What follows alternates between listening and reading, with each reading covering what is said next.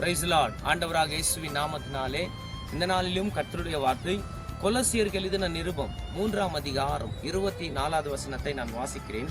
எது செய்தாலும் அதை மனுஷனுக்கென்று செய்யாமலும் கர்த்தருக்கென்றே மனப்பூர்ணமாக செய்யுங்கள். ஆமா, அருமையான தேவனுடைய பிள்ளைகளே, போய் ஏழப்பட்டவங்களுக்கு நம்ம உணவு கொடுக்கிறோம்.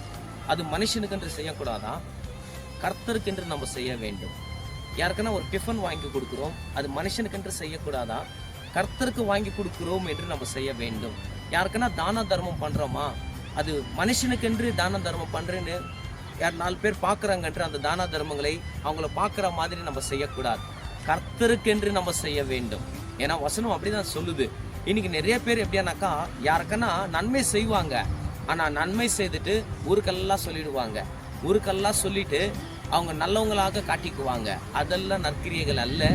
அது கர்த்தரை விரும்ப மாட்டார்.